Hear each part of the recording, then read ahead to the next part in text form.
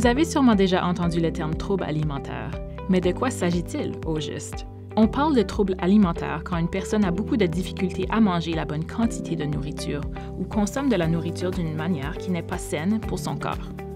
Il se peut que la personne mange trop ou pas assez, ou qu'elle se préoccupe trop de son corps et de son alimentation.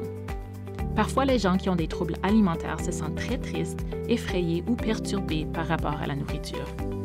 Sans aide, il peut être difficile pour eux de se sentir mieux. Les accès hyperphagiques sont l'un de ces troubles alimentaires. Un accès hyperphagique est en quelque sorte une crise de gloutonnerie. Ce trouble est parfois aussi appelé hyperphagie boulimique. Il peut arriver à n'importe qui de manger un peu trop de temps en temps ou de se remonter le moral avec la nourriture un jour où ça va moins bien. Mais les accès hyperphagiques dépassent ce genre d'excès. Ils se produisent quand une personne a l'impression de ne pas pouvoir s'arrêter de manger et en grande quantité, même quand elle n'a pas faim. Elle peut s'empiffrer ou manger beaucoup dans un court laps de temps. Durant une période d'excès alimentaire, elle peut se sentir plus calme, mais après, elle se sentira en perte de ses moyens, dégoûtée ou coupable. Cette situation peut se transformer en un cycle qui semblera impossible à rompre. Au Canada, la prévalence des accès hyperphagiques est d'environ 1,8 % chez les adolescents et entre 2 et 3 % dans la population générale.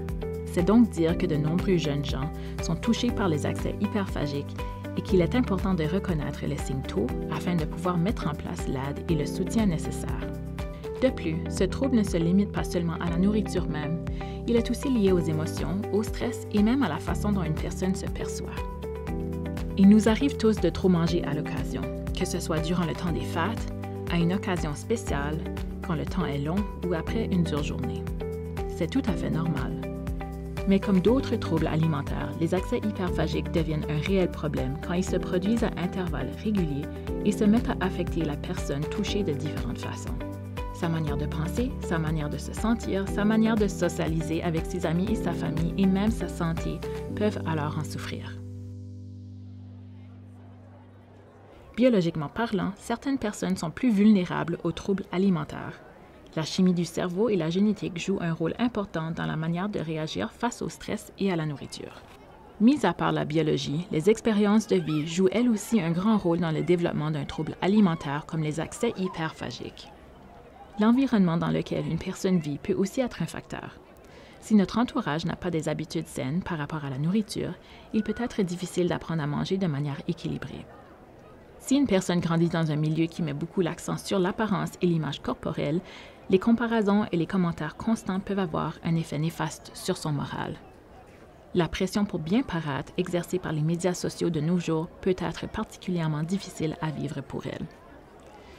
La situation de chacun est différente, mais il est important de se rappeler que quand une personne a un trouble alimentaire comme les accès hyperphagiques, ce n'est pas sa faute et elle peut obtenir de l'aide pour s'en sortir.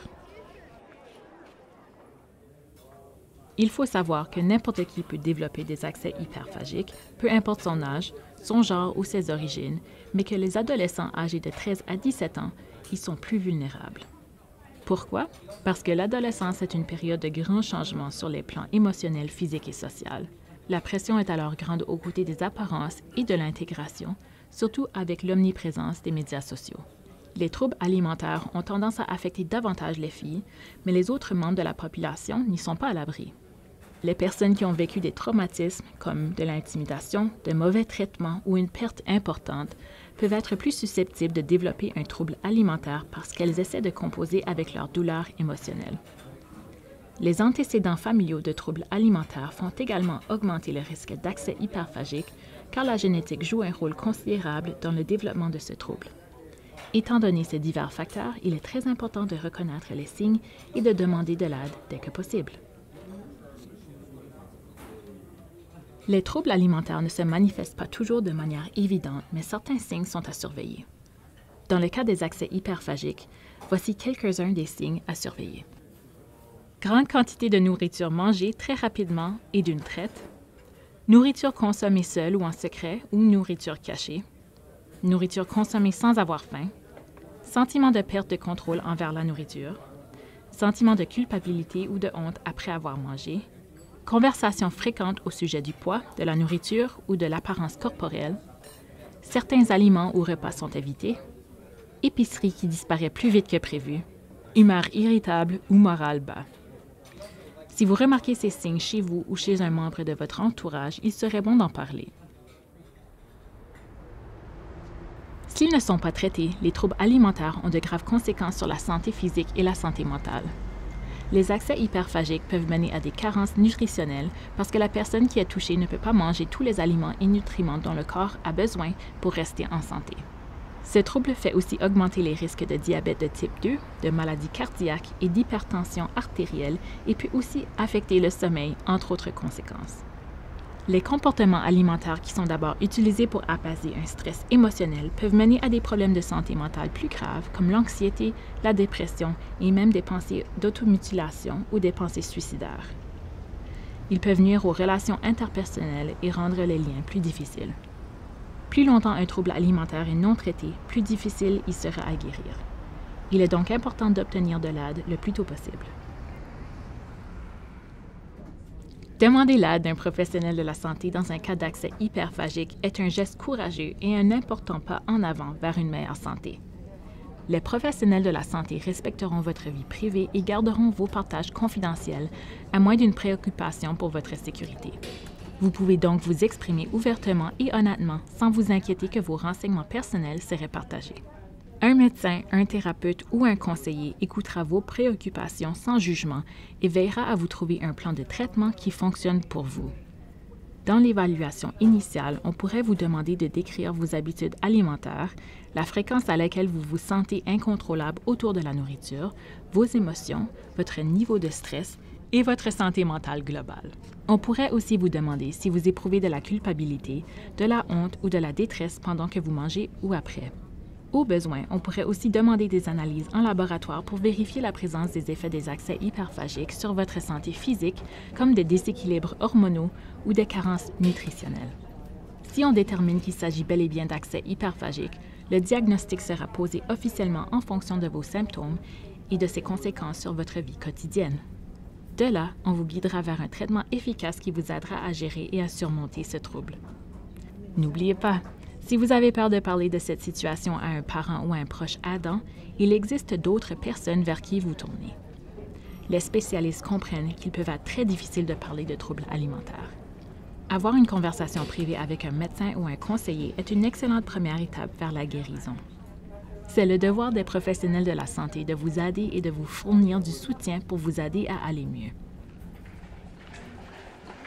L'un des traitements les plus courants et les plus efficaces contre les accès hyperphagiques est la thérapie cognitivo-comportementale, TCC.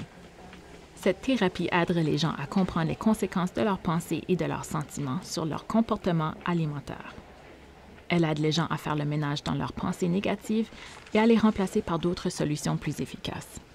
La thérapie est habituellement une partie importante du processus de guérison. Parfois, les médicaments peuvent aussi faire partie du traitement pour soulager l'anxiété et la dépression connexe. Il est aussi possible de voir une diététiste pour mieux comprendre comment la nourriture peut vous aider à prendre soin de votre corps. Les troubles alimentaires affectent toutes les sphères de la vie et pas seulement l'alimentation.